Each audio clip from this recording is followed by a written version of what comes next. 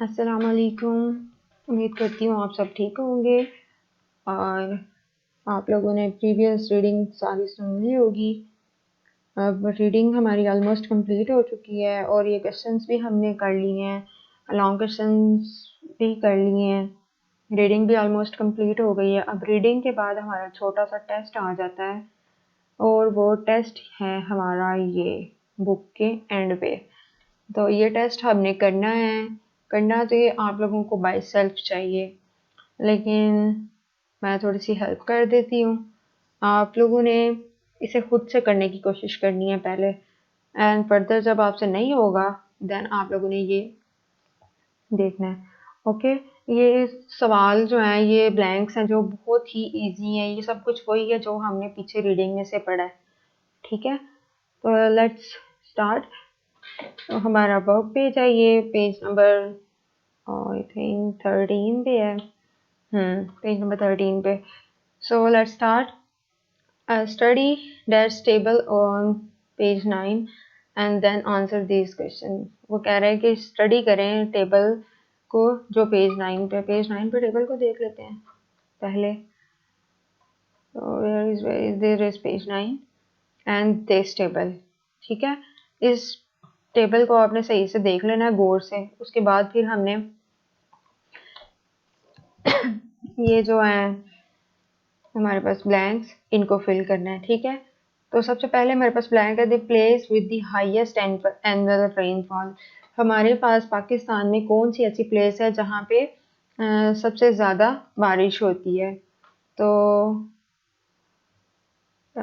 कौन सी प्लेस है हमारे पास? आई थिंक मरी। तो इधर आप क्या लिख देंगे? मरी। ठीक है, दैट्स हाउ मैंने पहले नहीं किया, सो अभी इस तरह आई थिंक आपको समझ आ रही होगी।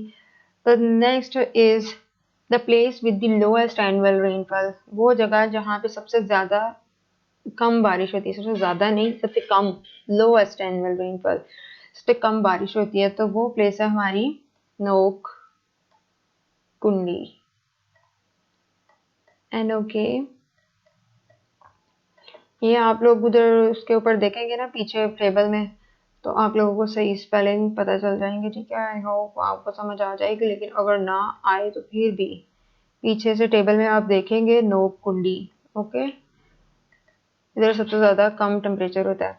The place with the lowest average winter temperature, इनके एवरेज विंटर टेम्परेचर देखना है। ये नहीं कि एक ही जगह का कम, नहीं, ओवरऑल देखना है कि एवरेज कौन सी प्लेस का टेम्परेचर कम होता है, कोयटा का।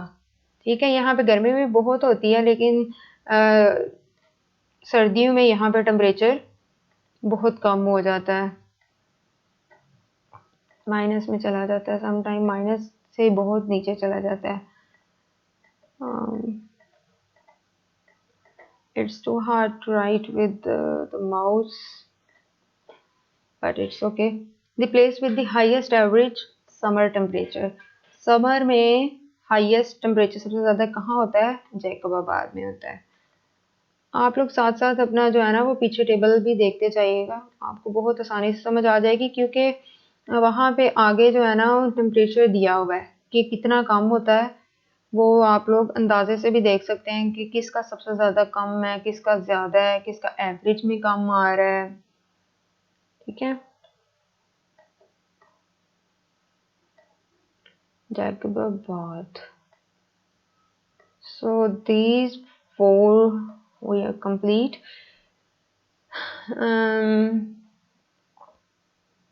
Compare the climate of Murree and Quetta. How are they alike and how do they differ? ठीक है, ये कैसे एक जैसे और कैसे एक दूसरे से डिफरेंट है, इसको कंपेयर करना है। तो यहाँ पे आपने एक लाइन लगा देनी है, यहाँ पे आपने क्यों कोयटा या फिर Murree, whatever you want to write. First Quetta and Murree, आपने फिर यहाँ पे डिफरेंस लिखना है। अब ये डिफरेंस आप लोगों ने खुद लिखना है, ये आप लोगों का टेस्ट है। ये आप लोग उससे गूगल से सर्च करके भी लिख सकते हैं, ये आप लोग कहीं से भी सर्च करके लिख सकते हैं कि कोयटा का और मरी का टेम्परेचर। वैसे भी हमको पता है हम सबको कि कोयटा में जो है वो ज़्यादातर गर्मी में बहुत ज़्यादा टेम्परेचर हो जाता है और सर्दी में बहुत कम। गर्मी में ऑलमोस्ट कोयटा में 45 से 49 डिग्री टेम्परेचर चला जाता है और ये एक ड्राई रीजन है। जबकि मरी जो है, मरी में गर्मियों में नॉर्मल टेम्परेचर 30 टू 35 होता है, लेकिन ये एक सब ट्रॉपिकल हाईलैंड क्लाइमेट एरिया है, तो यहाँ पे जो विंटर है वो ड्राई रहता है, ठीक है। और कोयटा का जो है वो टेम्परेचर वार्म रहता है क्योंकि ये एक डेजर्ट स्क्रब बायोम है, ठीक है। तो आप लोगों ने ये मैंने बोल भी दिए हैं कुछ, तो इन्हें भी तरतीब से आप लिख सकते हैं, कुछ आप लोग खुद भी सर्च करके लिख सकते हैं। It's better to do at home. आप घर में बहुत आराम से बैठ के सर्च करके इनको फिल कर सकते हैं, ठीक है। आगे हमारे आ जाते हैं जी, true and false. Places near the poles are often very warm. आपको क्या लगता है कि पोल्स, हमारे हमने सबसे शुरू वाले चैप्टर में पढ़े थे कि पोल्स क्या होते हैं, north pole and south pole, वहां पे टेम्परेचर वार्म होता है? नो, वहां पे तो सबसे कोल्डेस्ट टेम्परेचर होता है। Okay, this is wrong. People living in cold climate build houses with sloping roof. हाँ जी, क्योंकि कोल्ड क्लाइमेट जहाँ पे होते हैं वहाँ पे स्नो वगैरह होती है, बारिशें होती रहती हैं, तो वो अपने हाउसेज जो है वो स्लोपिंग रूफ के साथ, ताकि बारिश और स्नो जो है वो आसानी से छत के ऊपर से गिर जाए नीचे। मरी has very dry climate with a little rainfall. बारिश तो वहाँ कम नहीं होती और ड्राई क्लाइमेट इतना ड्राई नहीं होता। ओके, तो ये होगा हमारा cross. Climate affect how we live. Yes, climate affect how we live. Hmm. And the wheat need a lot of heat and rainfall to grow well. No, बहुत ज़्यादा rainfall नहीं चाहिए होती, इससे मॉडरेट सा टेम्परेचर चाहिए होता है wheat को. So this is wrong. Make a bar graph to show data for the average rainfall in June in your city. अब आपने अपनी सिटी का एक ग्राफ बनाना है. सॉरी, ठीक है। आपने अपनी सिटी का एक ग्राफ बनाना है। कैसे बनाना है? आपने अपनी सिटी का नाम लिखना है और सिटी नेम यहाँ पे लिख के फिर आगे जून, ठीक है, 7 जुलाई का एक ग्राफ बना लेना है और इधर, ठीक है, आपने अपनी सिटी का लिख दिया, फिर मंथ लिख लेने हैं यहाँ पे कि कौन कौन से मंथ का कर रहे हैं, ठीक है। फिर यहाँ पे नेट के ऊपर से आपको अपनी सिटी का मिल जाएगा, जैसे कि 20 तो है, बहुत कम है। जून में हमारा टेम्परेचर चला जाता है 30 तक, 30 से भी अबव हो जाता है सम टाइम, 35, 34 अभी आजकल टेम्परेचर रह रहा है। ये टेम्परेचर आप अपने मोबाइल पे भी डेली देखते रहते हैं, ठीक है। तो अभी जून तो गुजर गया, जुलाई शुरू होने लगा है, तो आप जुलाई का टेबल बना सकते हैं, डेली का टेम्परेचर इधर लिख के। डेली का तो हाँ जी, आप डेली का भी लिख सकते हैं, डेज। तो उसके बाद फिर हम जब डेली का टेम्परेचर आप लिखते रहेंगे ना 1 से लेके 31 डेज का, उसके बाद इस सारे को कलेक्ट करके यानी कि प्लस करके, तो आप क्या करेंगे, 30 से डिवाइड कर देंगे, तो क्या आ जाएगा हमारे पास, एवरेज टेम्परेचर आ जाएगा। और ऐसे ही एवरेज रेनफॉल, अब जुलाई में तो बारिशें बहुत ज़्यादा होनी है, तो आप वो भी लिख सकते हैं, या आप नेट से भी हेल्प ले सकते हैं इस पैराग्राफ को बनाने के लिए। So please try to do something at home. Fill in the blanks आ जाती हैं आगे हमारे पास। तो विदाउट ग्रीन हाउस गैसेस, ये हमने टॉपिक बहुत डिटेल से पढ़ा है। Without green house gases the earth would be very, क्या हो जाएगी, dash with temperature falling to -17 degree Celsius. तो हमारी अर्थ क्या हो जाएगी, चिली, यानी कि बहुत ठंडी। ये भी पीछे लिखा हुआ है, as you people can read, chilly, okay. And the use of dash fuels increase the amount of green house gases in temperature. कौन से फ्यूल्स जो हैं वो ग्रीन हाउस गैसेज के टेम्परेचर को इंक्रीज कर सकती हैं? गैसेज, कार्बन डाइऑक्साइड, ठीक है। ये आपको ना, मैंने वो क्वेश्चन है आपका एक, उसके ऊपर उसके अंदर लिखी हुई हैं, ठीक है। Carbon dioxide,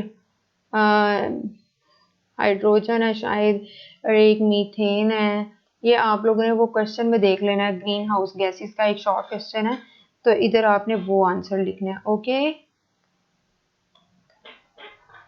plants and trees absorb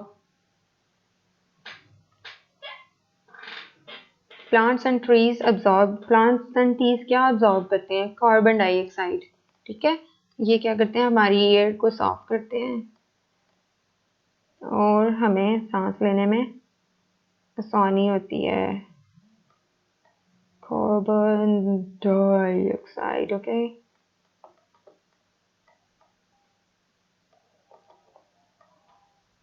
it is too difficult to write with mouse. The main energy resources for producing electricity is ये हमारी कुछ फॉसिल फ्यूल्स हैं, जैसे कि गैस,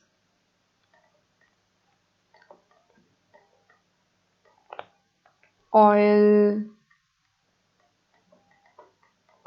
कोल,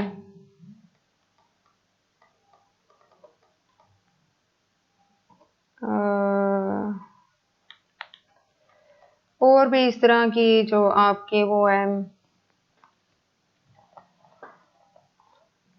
जिसे हम यूज करके इलेक्ट्रिसिटी प्रोड्यूस कर सकते हैं। Walking and cycling is good for the environment because they do not emit green house gases. ठीक है, दे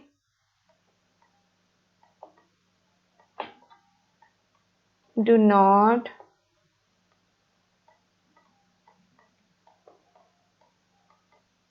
emit gases. I think this is not working.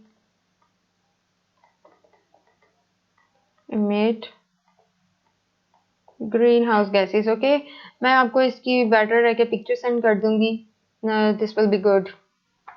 Green house gases trap heat, this is short.